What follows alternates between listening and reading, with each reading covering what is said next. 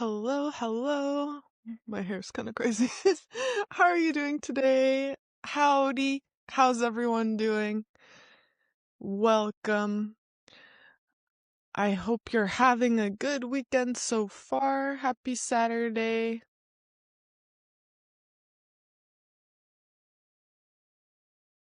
Today, I thought we could practice some phrasal verbs.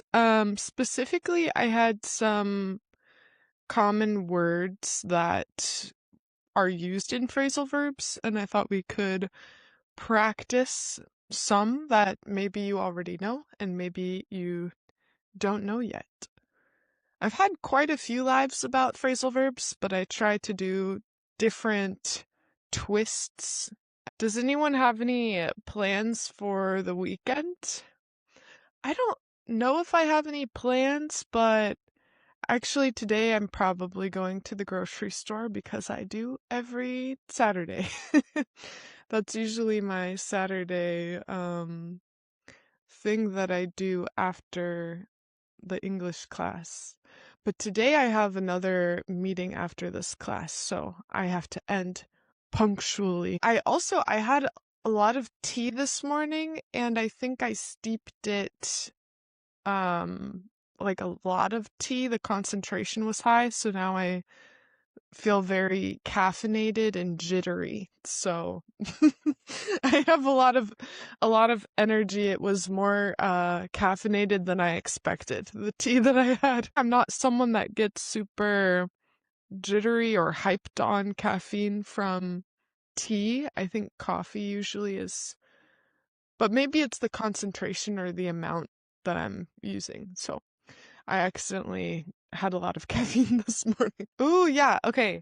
The word steep is a very specific word, which when it's used as a verb, it means that you soak or leave the tea in water, and that makes it infused. So I steeped my tea for 5 minutes means I left the tea or the tea bag in the water for 5 minutes. It's the action of leaving the tea in the water for it to get the flavor. So, for example, you can say,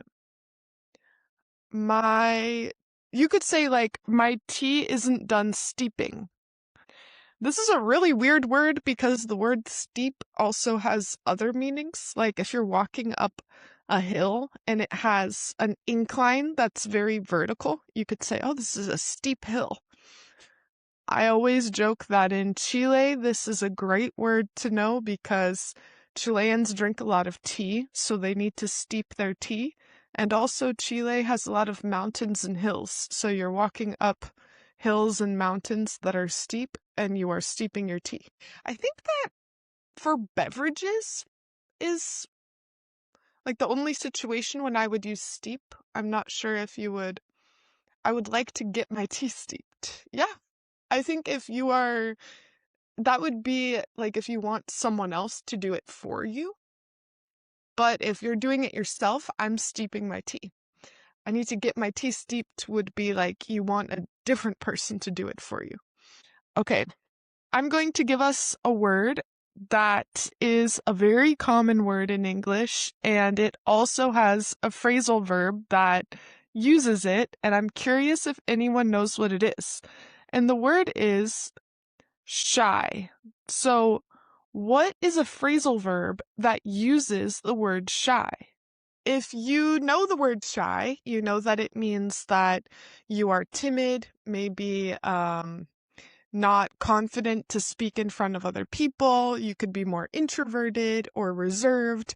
That would be shy. So a good synonym of shy is timid. What is a phrasal verb that uses the word shy? So we're using the word shy combined with a particle. So the word shy is an adjective, and it just means to be timid.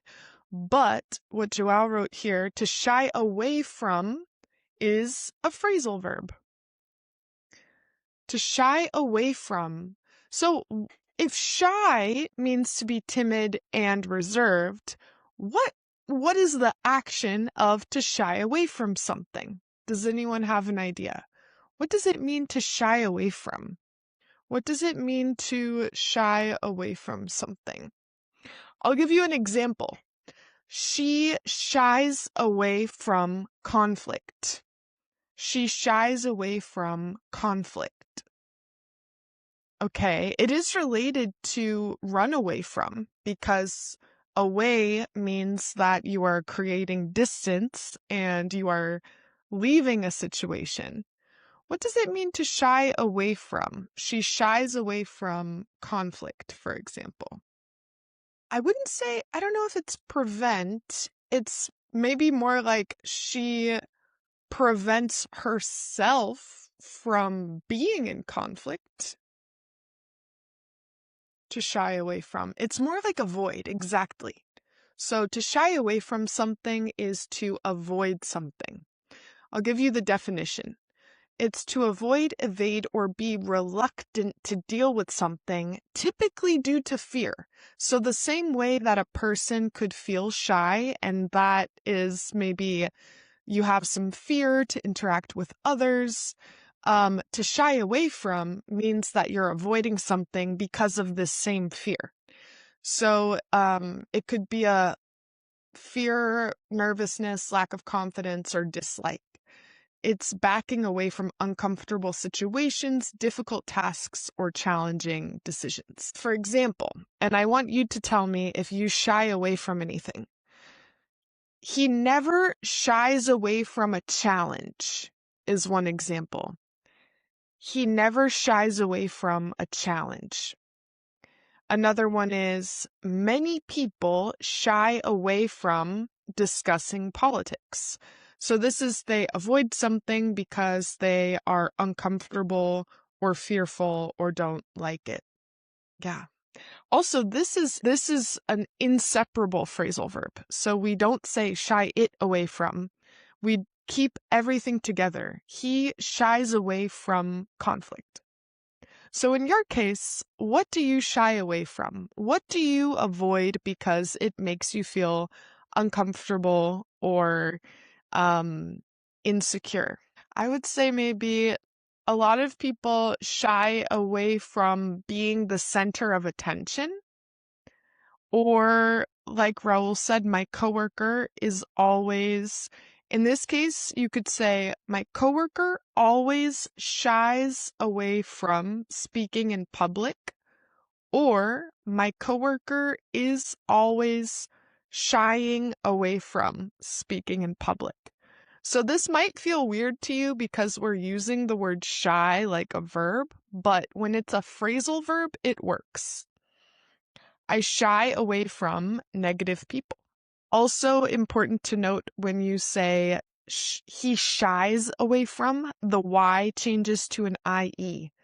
In English, we do not really like the Y-S combination. So normally we change the Y to an IE in the case that you're adding an S. So he shies like this, S-H-I-E-S. He shies away from when you're using it with he. Shy away, yeah, you could say I shy away from arrogant or obnoxious people. Shy away from communication with, I would say instead of I shy away from communication with not rude people, I would probably shy away from communication with rude people more than not rude people, because that means you're avoiding the communication. So probably you are avoiding the communication with rude people. Okay, another one. So I want you to tell me, what is a phrasal verb that includes the word cool? What is a phrasal verb that includes the word cool? Sometimes it gets confusing when we're using a word that is negative and then you're making it negative again in your example. So sometimes it's easy to make a double negative. I can think of two phrasal verbs here. So a phrasal verb that includes the word cool Yeah, a phrasal verb is going to be a verb, or in this case, it could also be an adjective that's working like a verb, plus a particle. So like over, on, through, off. So that's a phrasal verb. So you have to add a second word to make it a phrasal verb. Yeah, okay, we have both of the ones that I was thinking of. So the two options that I saw here are to cool down and to cool off. Can anyone, okay, we have the balloons going. Can anyone think of the difference or maybe an example? We can start there. What's an example with to cool down or to cool off? Can you think of any example? Luftballons. Yeah, I don't know how I activate it. I think if I do this, I don't know. Whenever I try to do something, it doesn't work. And then whenever I'm not trying, it does. So that's fun. To cool off. To cool off is not to be angry. If if you think about anger with heat, a lot of the time we associate the feeling of anger with being with heat. So if you see a cartoon and the person has steam coming out of their ears, you might hear a British person say, I was fuming. Or if someone's hot-headed, they get really angry easily. Or we had a heated argument, like our argument had a lot of anger. So anger is connected to heat. But if you cool off, that is kind of the opposite, right? You're really heated and then you feel more calm and more relaxed. So that I would connect to the opposite of anger. I swam in the in the pool to cool off. I was angry, but then I cooled down. Yes. Cool down is like the same as calm down. Yeah, both of them, you could use them as synonyms in that way. I mean, cool down has the literal use where I'm waiting for my food to cool down, like my food is really hot. But in that context, you can't say I'm waiting for my food to calm down. That doesn't make any sense. But in the emotional state of a person, you could use both of them. After 15 hard minutes on the stepper, I have to cool down another 5 minutes. Nice. Okay, so cool down and cool off are very similar. You can use them in a lot of situations in common, interchangeably. When talking about reducing temperature, and that could be physical temperature, like I want my soup to cool down, or I want my soup to cool off. Or that could be emotional temperature, like he needs to cool down or he needs to cool off. So they are synonyms in those situations. But cool down often implies a gradual, natural drop or post-exercise routine, while cool off often implies actively refreshing oneself from heat or calming down from anger. So they're very similar, but to cool down is kind of like to let the process happen naturally.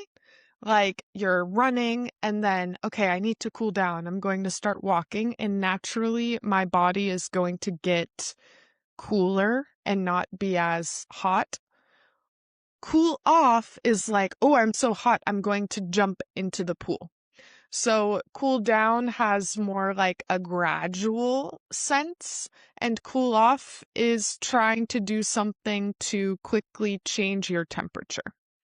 So they are very similar, but for that reason, if you are exercising, for example, and you want to, after exercising, do something to make yourself feel more relaxed over time, like I'm going to do my stretching, it's better to say cool down. And if you're going to do something immediate, like go in the shower, go in the pool, it's better to say cool off. So that would be the difference. Very small difference, but both of them are very similar. Cool off and cool down. I guess if any of you are in the summer months like we are here in Chile, you're probably cooling off and cooling down. Okay, this is a good one. Dry.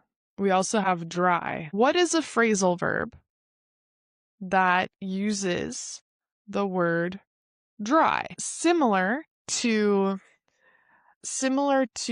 the previous example, cool off and cool down, you also have multiple options for dry. Okay. We have dry out, dry up, dry off. Yeah, all of these. Dry up, dry off, dry out.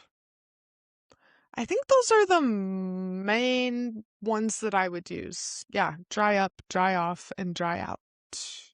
Okay. Does anyone have an example with any of them? We have, you have to water the plants before they dry out completely. Okay, I'm going to put here, in case anyone's joining, we're talking about dry up versus dry off versus dry out.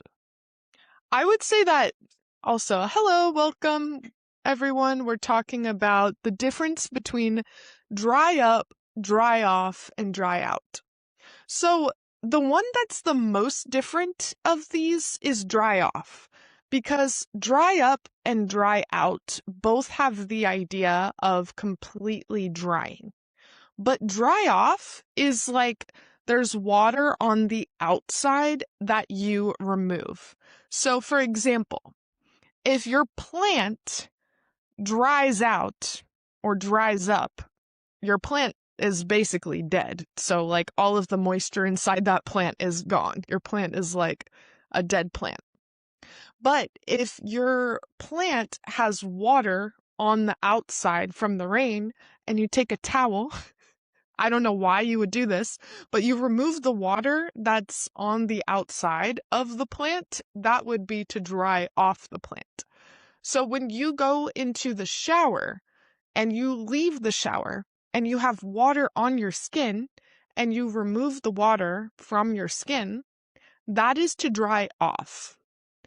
You can think about it this way, that off and on are related to surfaces. You put on your clothes, you take off your clothes. It's not talking about your body moisture. It's just talking about what is physically touching the outside of your body.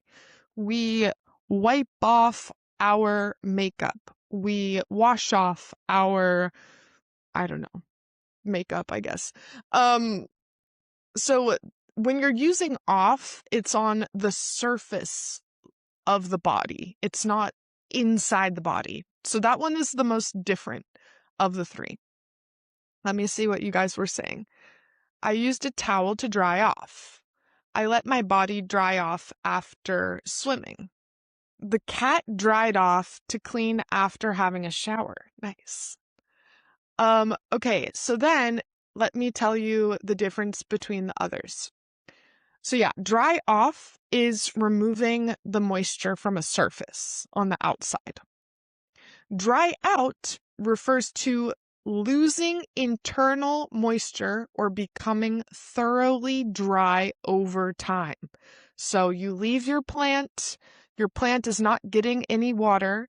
Literally, so remember that in and out are related to inside and outside. So the water inside the plant evaporates and leaves, and that plant is like dust. That plant is like super dry and brown. That is to dry out. The moisture inside of something leaves. When you go out of your house, right? You are leaving your house. Imagine that you are a molecule of water, and you leave the plant, and now the plant is dry. That is when we're using out. It's like there's no more moisture. the moisture left. Then we have to dry up, which implies that it evaporates or disappears as well. So those are pretty similar.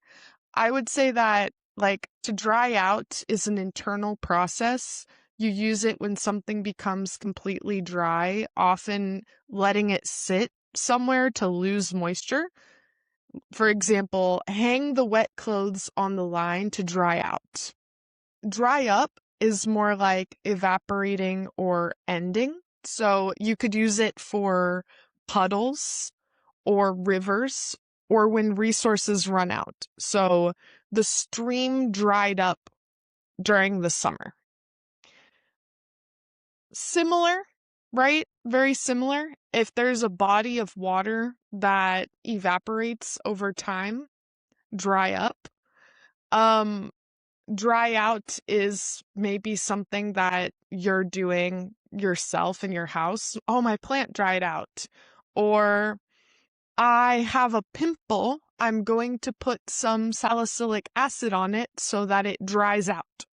So when you're wanting the moisture to leave something versus to dry up could be more common if you live in a place with a lake or a river and the water evaporates from that lake or river.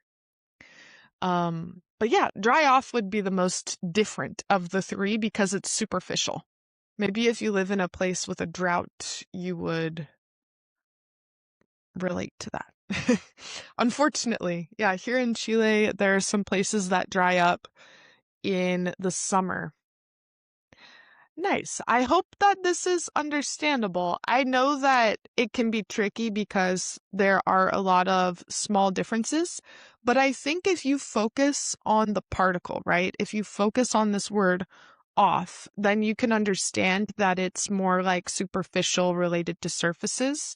Out is more like leaving a place, and streams are never drying out. That's, dry up would be more common for streams, but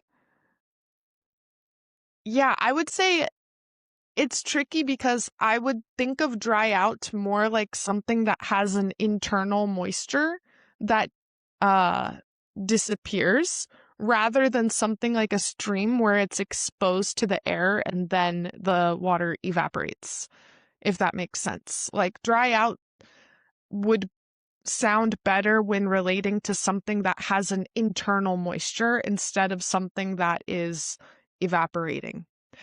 I'm sure that you can probably see some native speakers kind of use them interchangeably or, those two are so similar, but technically it sounds better to use dry out when it's something that has an internal moisture instead of an exposed body of water.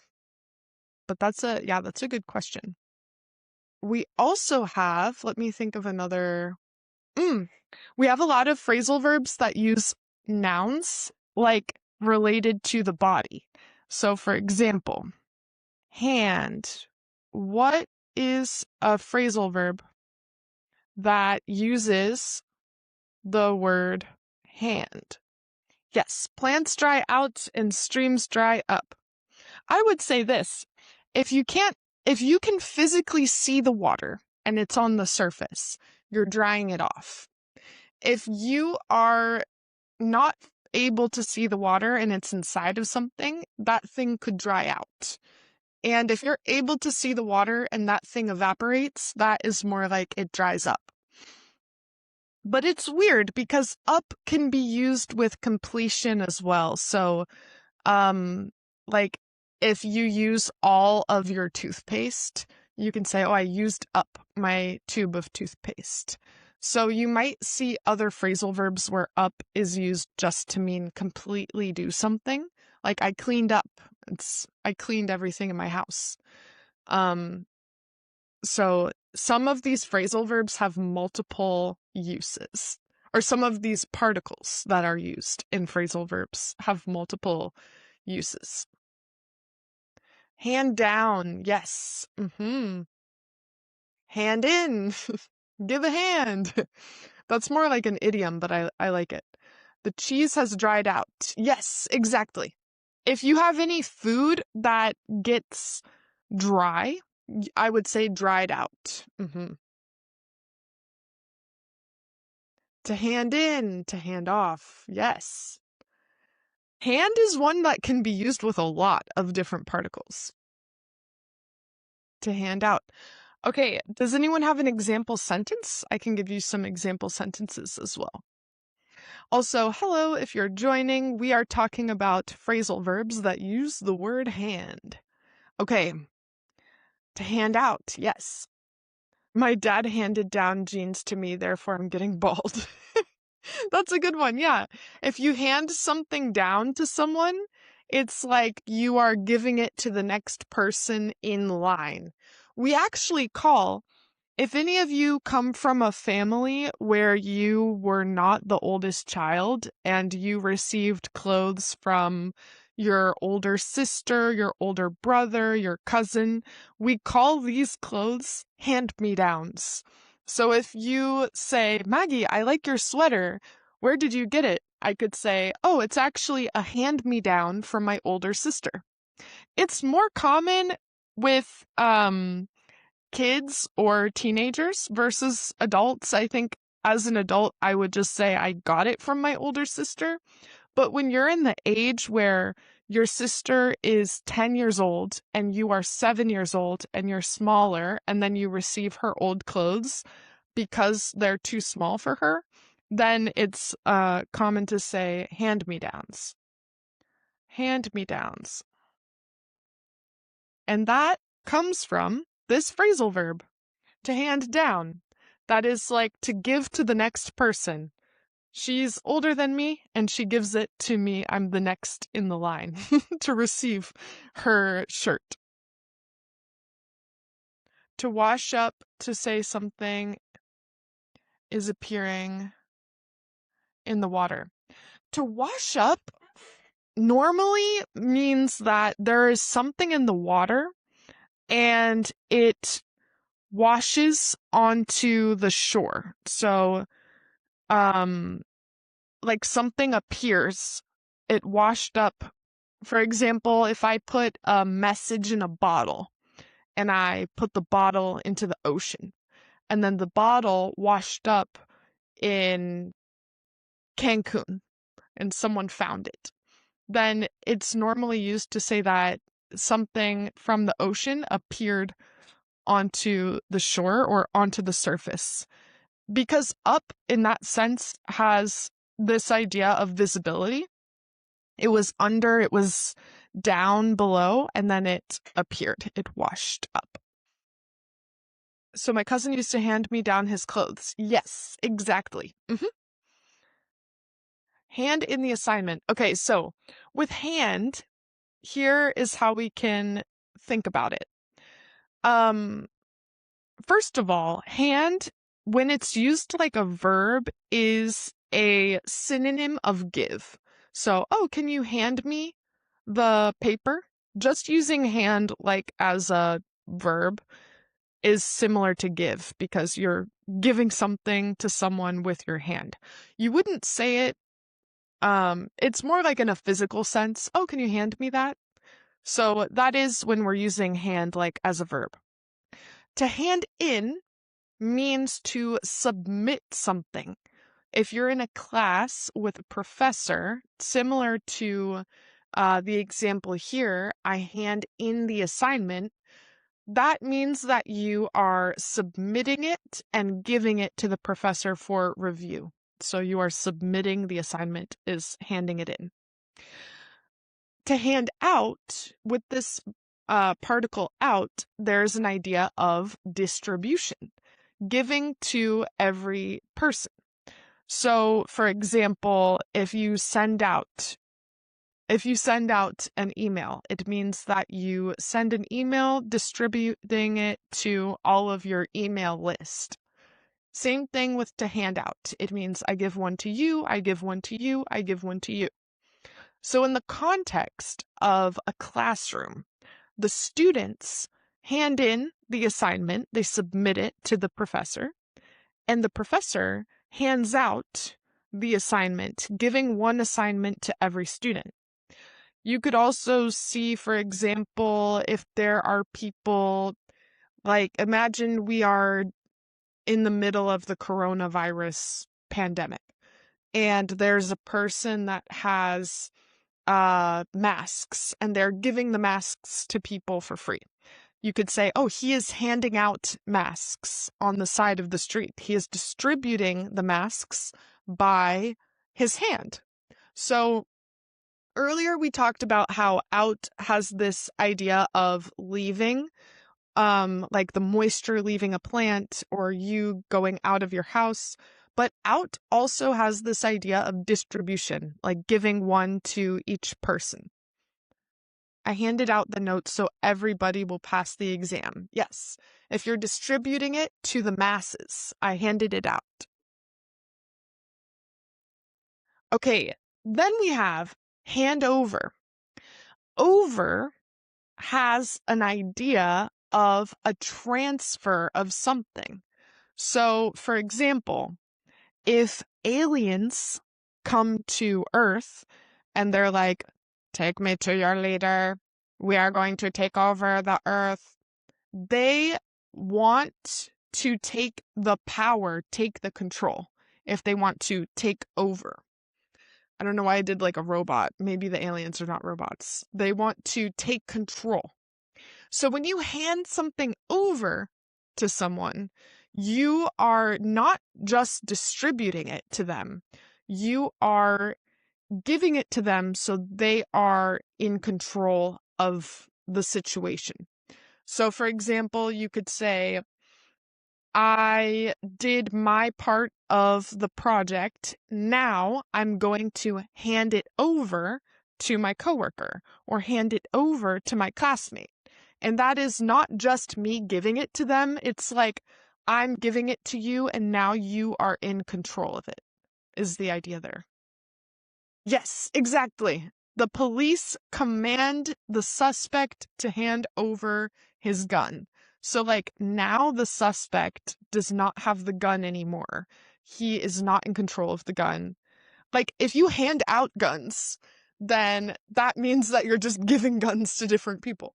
But if you hand over your gun, that's like you put your hands in the air and now it's not mine anymore. You take it and you are in control of the gun. The man who was fired handed over his position to me. Okay, here's my issue with that sentence, is that if the man handed over his position to you, that means that he gave the control to you. But if he's fired, I think that he does not have the power to give you his position. You could say, I took over his position. That would be better. Like, you took the power. I took over for him.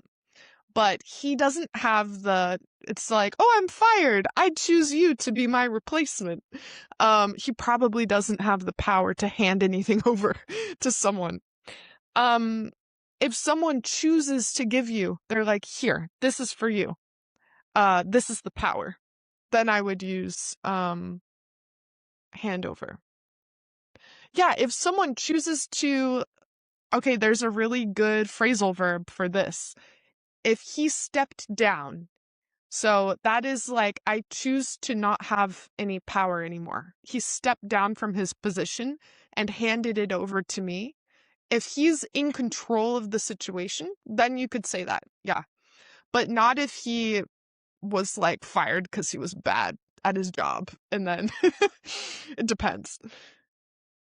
When I'm asked to show my driver's license to an officer, am I handing it in or handing it over? That's a good question. You're handing it over. Handing something in is like you're submitting it. So I would only use that if you are in the context of being in a class. It's really common because you are giving it to you're not giving the officer your driver's license, you're receiving it back afterwards. You're giving him the power to look at it for those moments, and then you're receiving it. Handing in doesn't have the idea that you're going to get it back. It's like, okay, this isn't mine anymore. I'm giving it to you for the next step of the process. John stepped down and handed over his role to me. Yeah, that could work. Yeah, to hand in. I'm trying to think if there's another situation other than, let me see if I can find an example sentence other than with school. That's like the main example I can think of.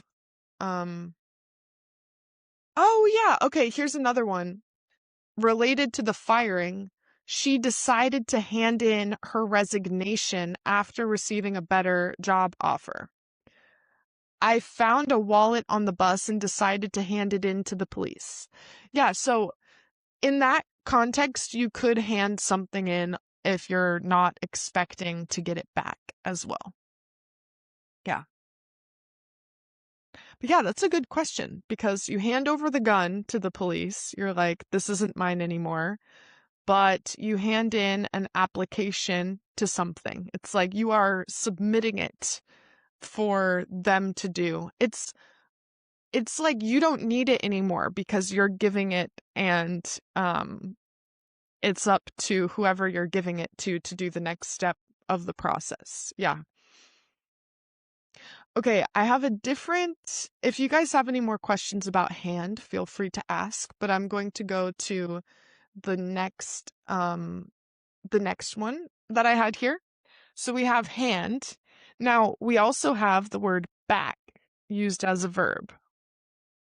Back. So what is a phrasal verb that uses the word back? And some of these also have multiple meanings. So to back up, to back off, back up the files. Yeah, so if you want to have an additional copy of something or make sure that you have it in your system, you would use backup. So let's back up the files. I need to back up my photos in Google Cloud, for example. You want to make sure that you have an additional copy. We also call this additional copy a backup. So you could say, oh no, my pen ran out of ink. My pen dried out. It ran out of ink, but I have a backup. I have a backup. Back has a lot of different uses. Okay, so back up in a very literal way means you are moving backwards. For example, if you're in a car and you could say, I need to back up out of this parking spot. I'm in the parking spot and I need to move my car backwards. I need to back up. If you are talking to someone and you want them to move backwards, you can say, back up, get away from me. Or, can you back up a little bit? You're standing very close to my face. So, in a very literal way, to back up means to move backwards. But we also have the use to make an extra copy. Like to back something up is like to have a support of something. So that can be interpreted in different ways. One of the ways is I have an extra copy. I have a backup of that photo on my Google Drive. But then we also have what Irana said, she always backs her husband up. And if you back someone up, it means that you are supporting them.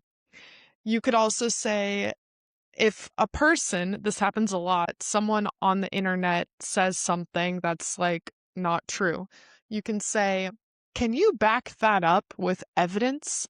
Basically, can you defend and support your idea with evidence? Can you back that up with evidence? So we have back up means to move backwards, to have an additional copy of something just in case I have a backup photo. You could also use it to mean that you are defending someone. I'm backing up my husband and supporting him. Or you are supporting your own ideas with evidence. I'm backing up my statement with evidence. I'll read some different definitions here. So to back up, provide support for someone or something. His mother backed him up on everything. To confirm or corroborate a statement or theory. Pedro's story is backed up by the accounts of 3 other young people who worked on his campaign. Okay, move or drive backwards. She backed up until she found herself against the wall. Or to explain the background of a situation or return to an earlier point in an accident. I know it's a complicated story, so let me back up a little. So this is useful if you guys are ever telling a story and you realize that you didn't give the context. You can say, oh wait, let me back up for a second and give you additional context. So that's another use of backup. So I would think about it this way. It's like move backwards and support and defend and have an extra of something. 2 pupils, can you back up and line up before coming into the class? I would use it. Okay, imagine if all of your students are standing really close to you and you want them to all move backwards and then get into a different formation. You can say, okay, everyone, back up, back up. You want everyone to move backwards, back up. In that situation, I would say back up. I'm backing up my colleague when our employer talks to her in a condescending way. Perfect. Yes. I'm backing up my colleague. And if you have ever heard, we have a common expression, I have your back, or I got your back. It's like, I am here to defend and support you. I have your back. And that's another way to say, I will back you up. I will support you and defend you. Also, if any of you watch a police show, imagine a police officer enters a building and then he sees there are 10 men there. He could call and say, I need backup. I need backup. I need extra support. So that's similar to I need a backup file. I need you to back me up. The police officer could call for backup. So that's another kind of related use of backup. Yeah, back off is a little bit rude. If you tell someone to back off, it sounds very dismissive. Back off. You're like, okay, I'm never talking to you again. Yeah, so to back off is to draw back from action or confrontation. Just back off and leave me alone. You're telling someone to go away. You could also withdraw a claim or assertion. So you could say she has backed off on her earlier threat to shut down operations. So it could be in a literal way, like back off. Okay, I'll leave you alone. So this is important because if you're talking to someone and they are very close to you and you politely, in a nice way, want to say, can you move backwards a little bit? You should say, can you back up? But if you are in a situation where a person is really bothering you and you want to say, like, leave me alone, get out of here, then you can say, back off. So that's a much more like rude thing to say. If you think about other similar expressions like F off or yeah, that's the main one I can think. You know, that's like a rude way to say go away, basically. She started to criticize me and then backed off. Could you back off because you're using my oxygen? Yeah, piss off. Yeah, exactly. Or they use a lot in British English, bore off. It's like, I'm bored of you and I want you to go away. Bore off. Um, so off can be used when you want someone to leave you alone. I would say get off by itself is not the same as back off.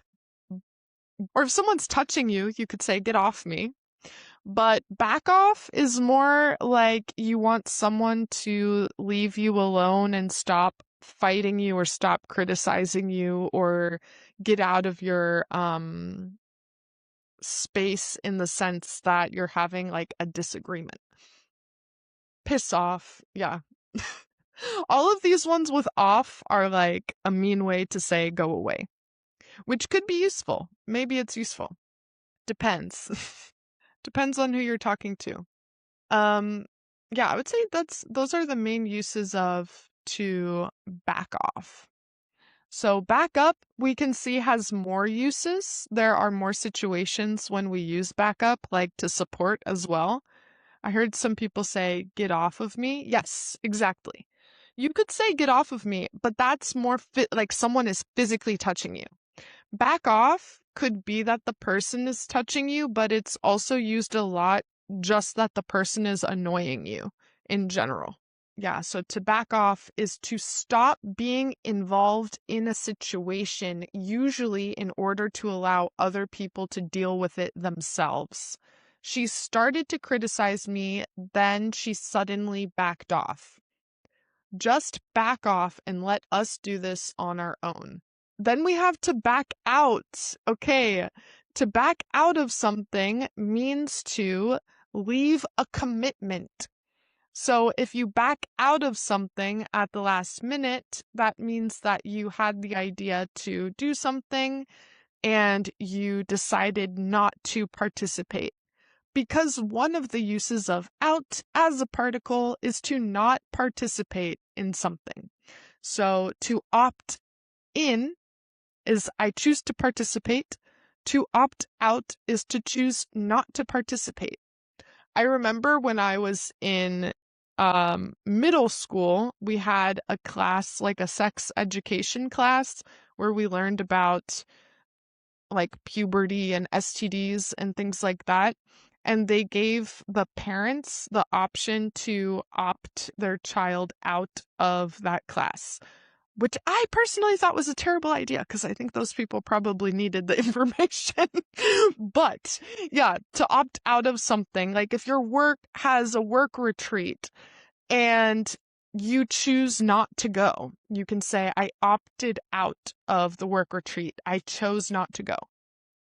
To back out is more like you chose not to do something, but it could be more like in an informal way, not like you told your boss, I choose to not do this.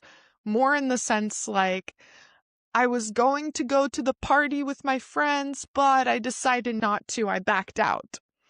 I was going to go bungee jumping, but then I shied away from it and I backed out. Yeah.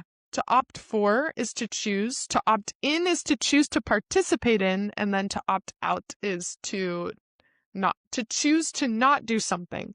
It's not to not choose. You are making a choice, but you're choosing to not participate in something. All right. I have to go in like a minute because I have a meeting after this. But I hope that everyone was able to learn a new phrasal verb today. We had phrasal verbs like to shy away from something, to hand in, hand over, cool down, cool off, dry out, dry up, dry off, back out, back off, back up. So all of these phrasal verbs are very common, and a lot of them you might look at and think that they have a similar meaning, but that's why we need to focus on the particle, that word like out or off. That's going to help you. Out is related to distribution or leaving, or not participating. Off is related to a surface or I think that will be a good way to help you remember some of these differences. Nice examples today, everyone. I hope you have a good rest of your Saturday. I will be posting this on my Spotify and also on YouTube, and all my podcast apps as well. And if you want to sign up for a class this March, I still have spots available in my group classes that are B1 and B2 level. So you can find the link to sign up for classes and also all of the class topics in my bio in case you're interested in participating.